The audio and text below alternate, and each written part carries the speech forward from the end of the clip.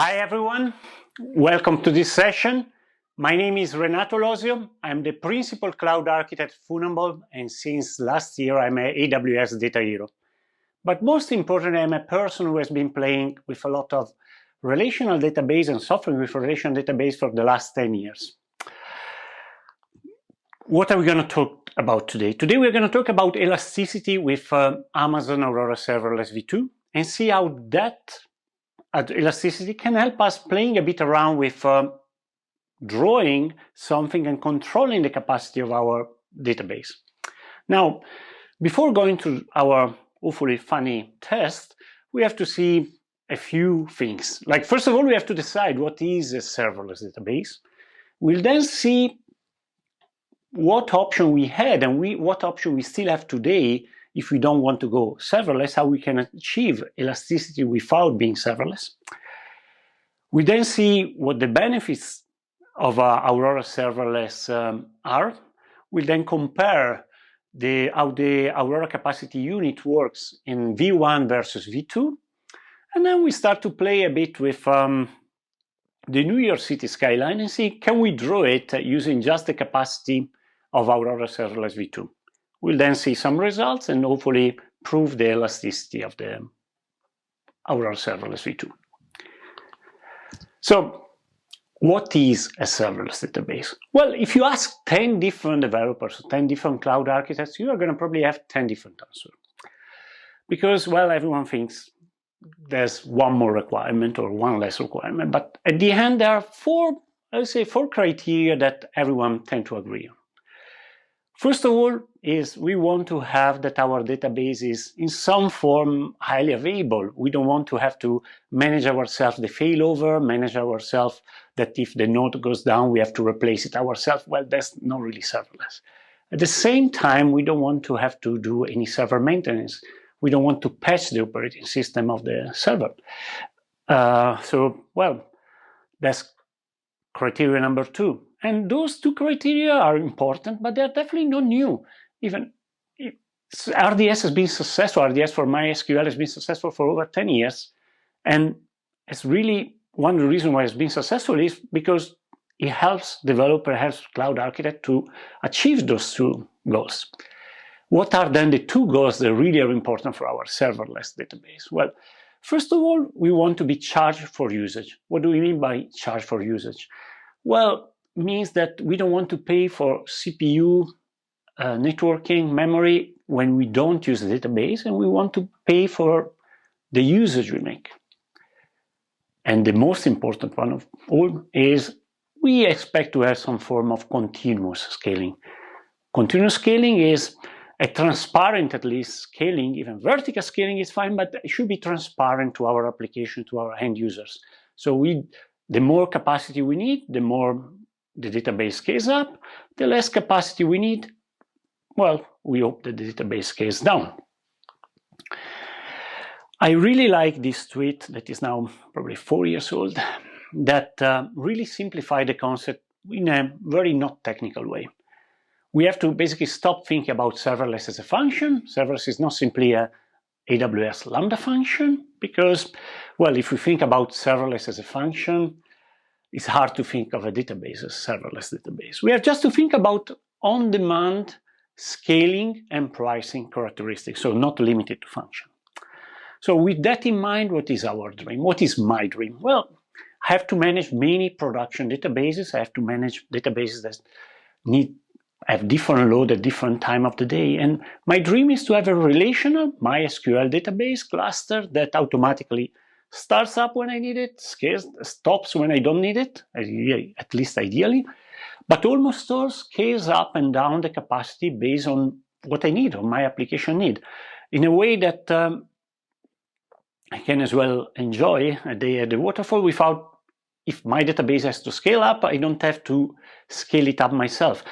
If I have an application that is successful where I can handle the scaling using auto-scaling group in EC2 or using Kubernetes or whatever I'm using for the application layer, I don't want that my database is my bottleneck. With that in mind, what are our cases, our main use cases that I try to address? Well, there are of course some simple ones, like intermittent load. Think about any application that has some, well, predictable patterns. Think about an application that is mainly used at lunchtime and dinner time, delivery services or whatever, where, well, you hope that you don't have to size your production database for peak load, but you want to have that, ideally at least, your database capacity scales according to the time of the day.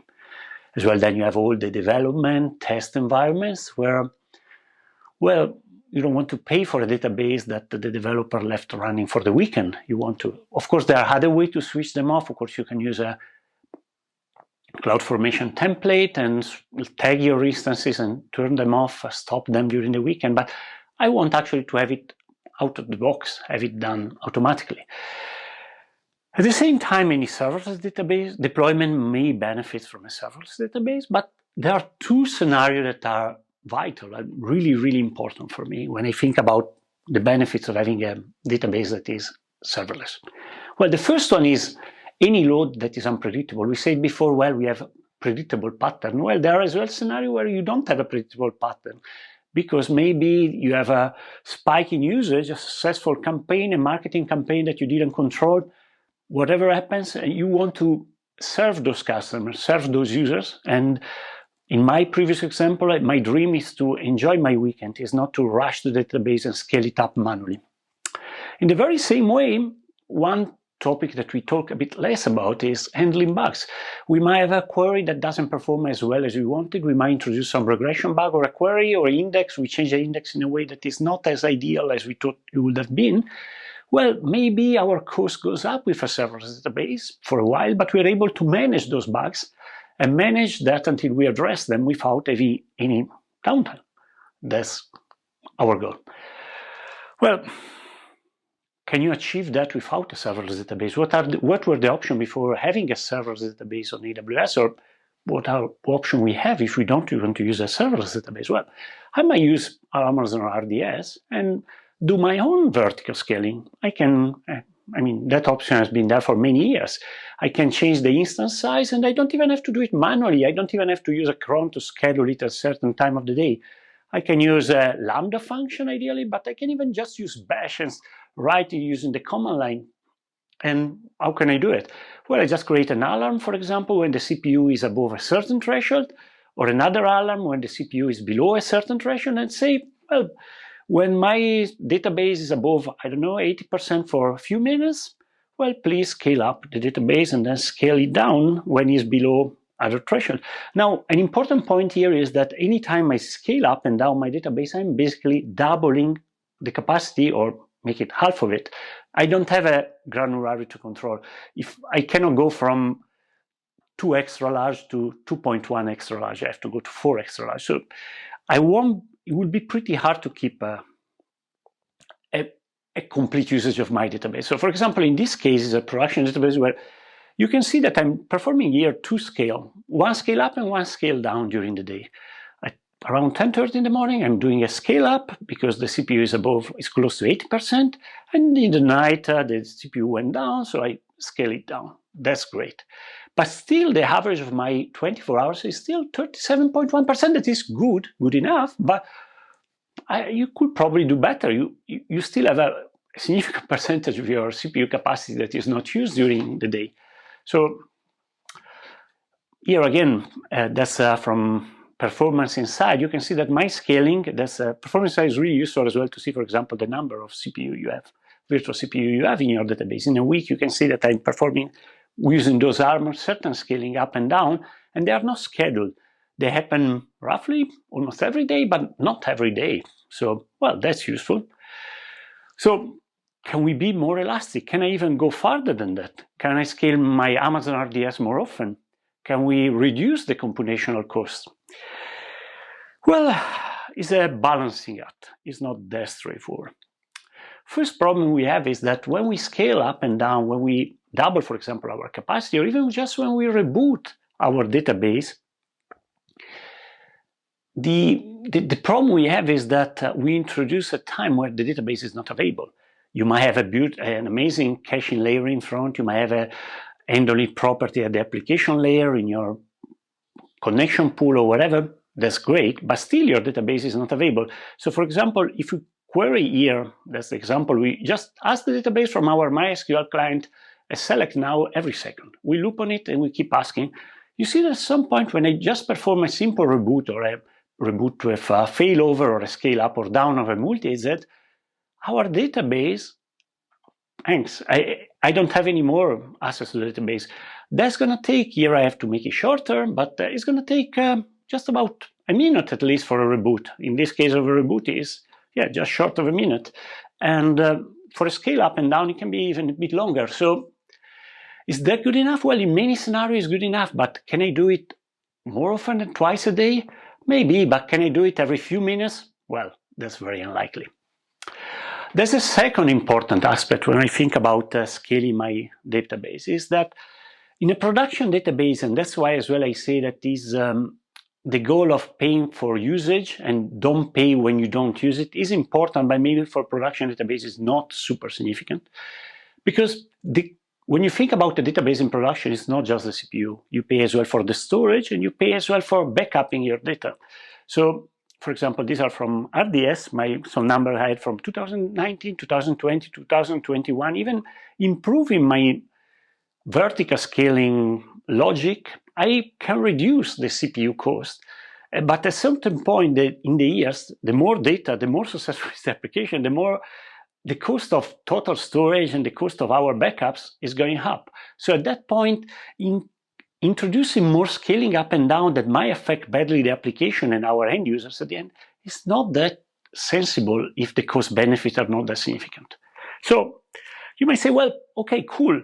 You're doing this one, you're talking about RDS, you're talking about MySQL. What about other option? Do you have to use MySQL? You can use a NoSQL solution, you can use DynamoDB. Well, I'm lazy. I want to use MySQL. I'm not just lazy, actually. I have other very good reason to want to use MySQL. I want to use MySQL. Is usually when you have an application running, when you have a solution, you might have use cases where you really need a relational database. But as well, there's a matter for my goal is to produce the best application and offer to the customer, offer to the end user the best possible solution. Is not to become the master of the best database. And there's as well a knowledge in the team that I don't want to lose. I want to reuse the application I've already built. I don't want to redesign everything from scratch every time because there's a new cool NoSQL solution on the cloud or not on the cloud.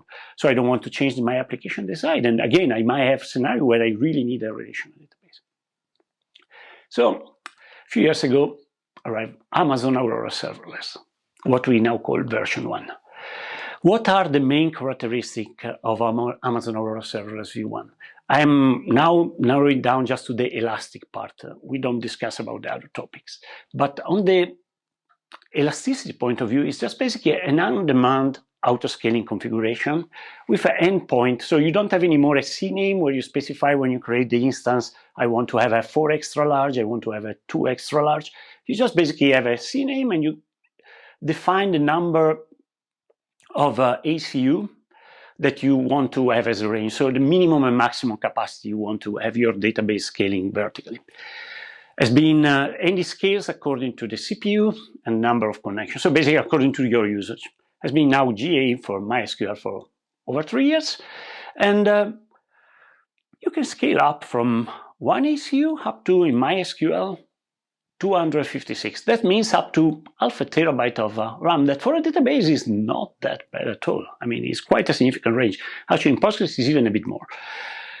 The important thing here is satisfy my requirement that I can use my TCP connection or data API. And what I mean by TCP connection, I can use, for example, if I have a Java application using a JDBC driver, I can reuse the JDBC driver. I don't have to redesign from scratch.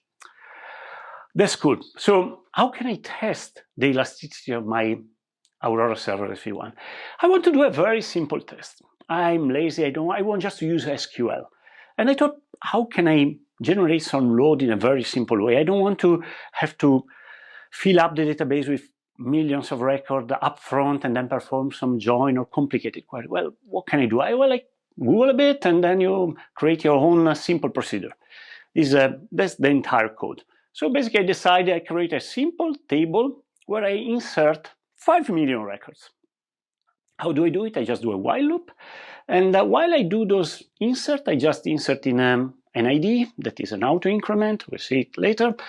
And then I will just insert the database using basically some randomic function, so just a timestamp and some random value to do as well some computational effort. And how do we run it? Well, we just call our stored procedure, nothing else. I want just to run this procedure.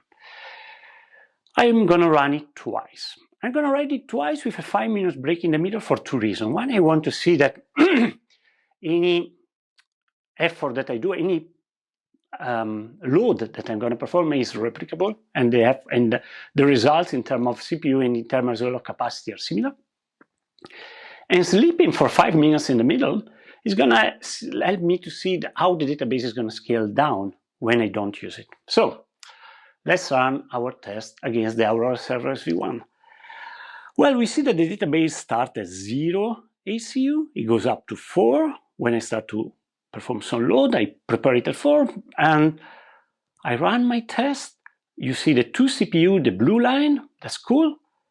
But actually, two things we notice here is that it's not super elastic. It keeps the same ACU for a certain amount of time. And as well, when it scales up to 8, it actually scales up after actually my run has terminated. So this is a really aggressive way. I'm basically starting from nothing to throw a lot of record all suddenly to the database. But yeah, is that elastic? Yes. Is that ideal? Well, probably not. At the last reInvent 2020, there was the announcement of the preview of Aurora Serverless V2 and reInvented. There are two key points here that really grabbed my attention and wanted me to play a bit with this preview. First one is a V2, so it's not an iterative process on the same one, it's not a new feature on the same serverless we had already, it's a new separate version of the Aurora Serverless database. And the second is reInvented. What do I mean by reInvented? What is the key difference, at least for the elasticity part? Again, we focus on the elasticity part in this presentation, is that, well, we said in the Aurora Serverless V1 was actually scaling from 1 ACU to 256 ACU. That's great, but it was still doubling the capacity every time. So it went from 1 to 2 to 4 to 8, then 16, 32, 64, 128, and 256. At the end of the day, it's not a great range of option. And almost all, while as soon as you go quite high in memory, if you need 75 as a capacity, you're not going to have 75, you're going to have 128. So the bigger your database, the harder it is to match capacity with usage. What is the key point of Aurora Serverless V2 in terms of capacity? Well, is growing for 0.5 unit at a time. You can grow faster, but if I need 5 as a capacity, I'm going to have 5 at least. In theory, that's the goal. So if I need to go I can go from 0.5 to 1 to 1.5. That means basically I'm incremented by 1 gigabyte of RAM at a time.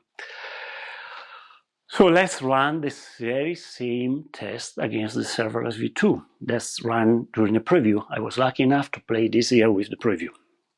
Well, using this very same matrix we had for the Serverless V1, so we are doing by minute. Well, you can hardly distinguish the line of the serverless database capacity and the CPU utilization. And as well, the two peaks are very, very similar. And the time in the middle, for those 5 minutes in the middle, our database is basically sleeping, is down to the minimum capacity.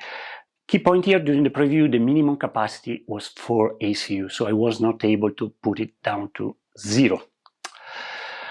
To see some difference, minor difference between the CPU and the capacity, you have to go from a granularity of 1 minute in CloudWatch to down to 10 seconds. And here you start to see, but still is quite impressive, the difference and how quickly the database scales from 4 ACU to well over 12.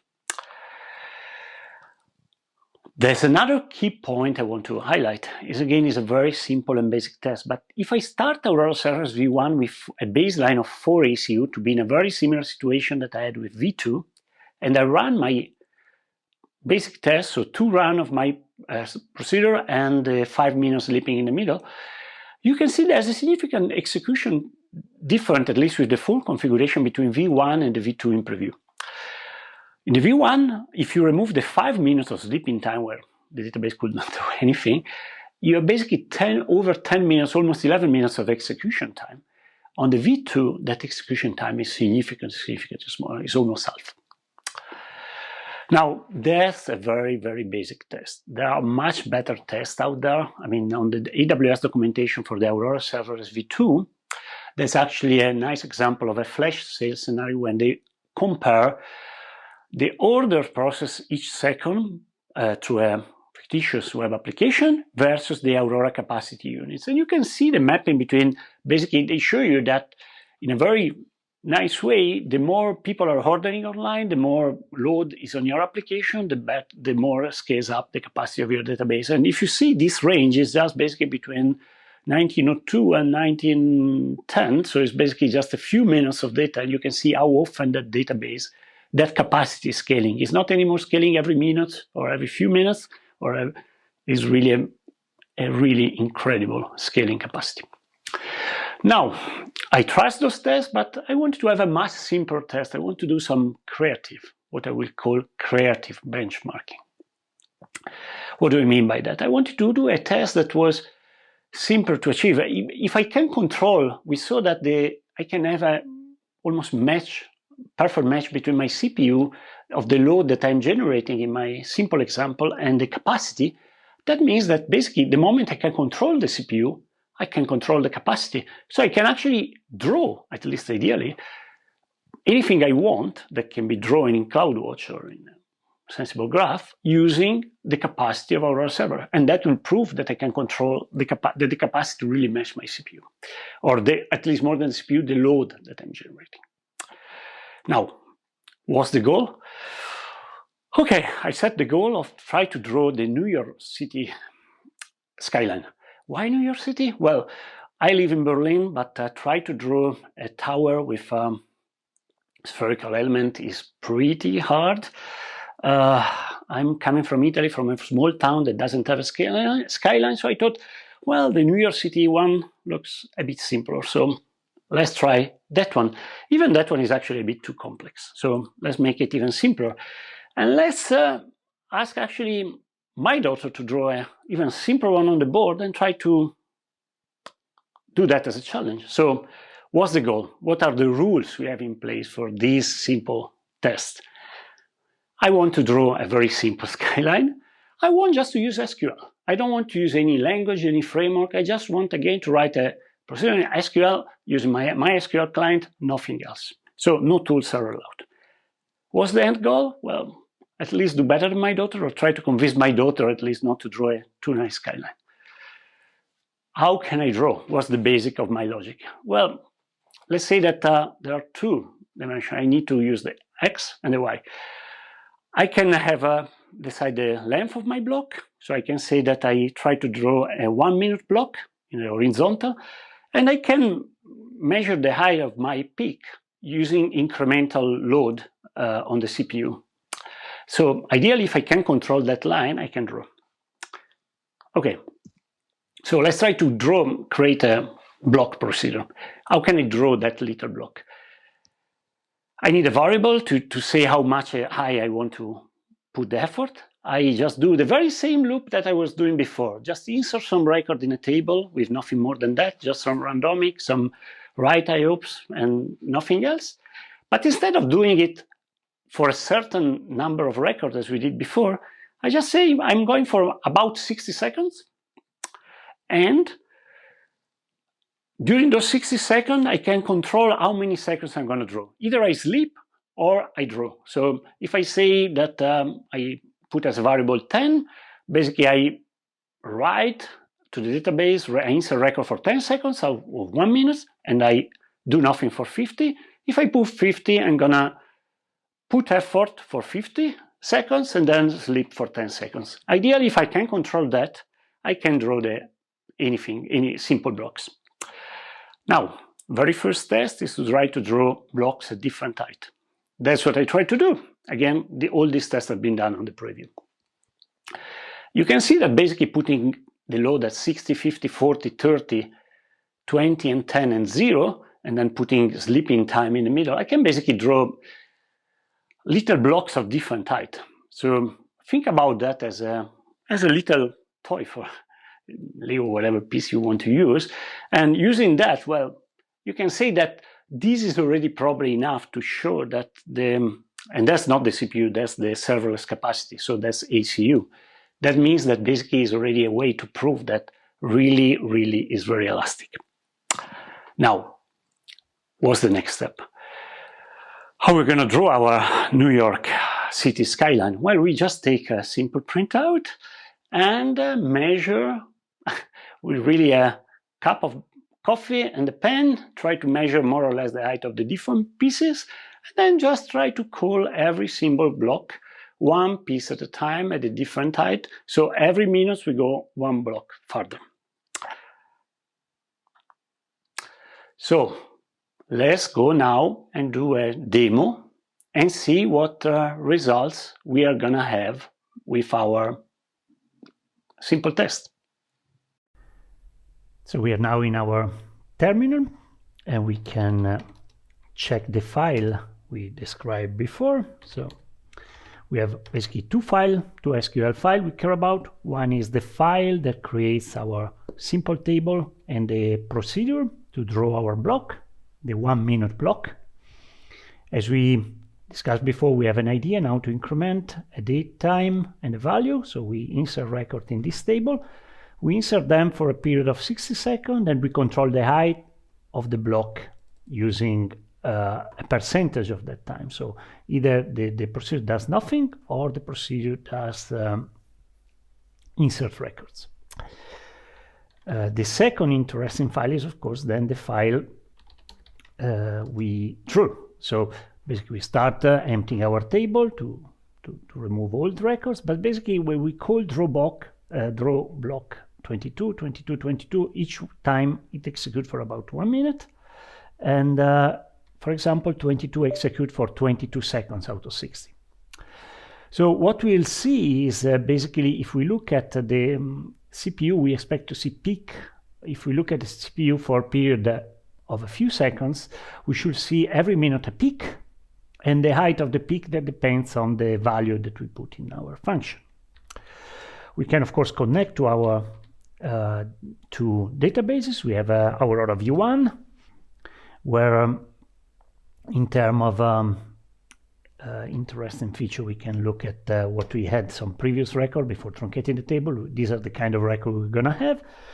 And we have as well a test V2 database, that is this one. Well, of course, we have different records, but the logic, there are no other difference but the engine version between these two databases. How we are gonna execute our run? Well, we are gonna call some run Aurora's City Aurora serverless V1 that execute the two script logic SQL and New York City SQL against the test V1. And of course, the V2 version doesn't do anything different, but calling the V2 cluster, the Aurora serverless V2 cluster. How can we run this service? Well, we can basically just send them in the background and see what happens when we execute our run. So let's do it now, and then go to the CloudWatch console.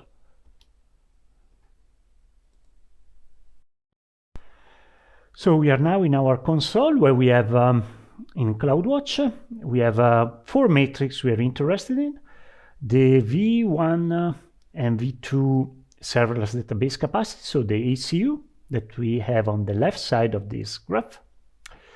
And we maybe put all of them at 5 seconds to simplify. And on the right side, we want to see the CPU utilization of our server. So the first thing we notice is as soon as we start to apply some load, now we have a metric at 5 minutes, we can even go down to 3 minutes, we start to see that this block is the very first execution of 1 minute. So in 1 minute at I20, we say the execution was 22, so we expect that's the height of our first peak. So we expect to see a second peak for another minute. But the important thing here to notice is the behavior that is entirely different between the V1 and the V2. In the V1, if we just now show the V1, but it takes time. Basically, the CPU is still not there, but the capacity starts at 4 and is constant. When we look at the V2, we see that the changes are much more dynamic. Every few seconds we have new values, and we can still see that every minute we have a peak, and the height of the peak is more or less constant. If we reduce this period from 52 seconds and 10 seconds, start to see there's quite a good overlap between our CPU and the ACU, the capacity. Let's pause a couple of minutes.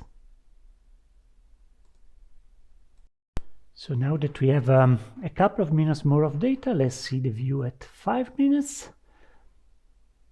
We see that our first 3 peaks at 22, they are all there, and we can do now that, for example, for the V2 in V1 instead, let's put a metric at 1 minute, that is easier to see. So what we see that is for the V1, there's really the change of load doesn't really trigger any change in the CPU yet, while for the V2, we can still see our nice peaks. And so if we do that with different height and we let it run, we'll be able to plot peaks of different height.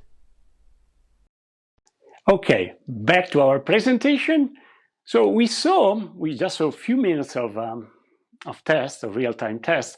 We saw that we can control the height of our peak, generate the 1 minute peak in the ACU. So if we keep running that very same approach, what we're going to have, and am I going to win? Am I going to do better than my daughter or not? Well, these are the results. This is what my daughter drew in 30 seconds. Yeah, I had to add as well to make it simpler for myself. I decided as well to give just a few seconds to draw something on the board. And this is what I achieved with the preview of the Aurora serverless. Again, not ideal, but I would say I can control and can draw something on our board. There's one more thing I would like to talk to you about that really, as a developer, as someone who have played with MySQL for many years, really I found really interesting while playing with Aurora Serverless V2 is the InnoDB buffer pool size. It's one of the key variables that you set in a MySQL database. And usually you try to set a value, you set it there, and it changes when you scale up your database or scale it down, but usually doesn't change during your working days. Something that is there, you have configured, you have set the ideal value or the value that you think is perfect for your deployment, and you forget about it for a while. I want, in a database that is so elastic that in a few seconds it goes up and down and the size goes up and down, I want to see the value of the InnoDB buffer pool size, because that really gives me, just using the MySQL client, again, something very simple, it should show me how the database internal really changed the sizing. That is really happening. So how can we do that? Again, let's create a simple procedure. Just every second, print out the value of the InnoDB buffer pool size. Nothing else. And just call that InnoDB buffer pool size procedure. Let's run it. Is that really elastic? Well, let's start to run it. We can see that it doesn't change every second. I'm not really putting a lot of load on the database, but you can see it's changing. It goes for a few seconds and it goes down a bit. And here there are two important things. First, it's changing.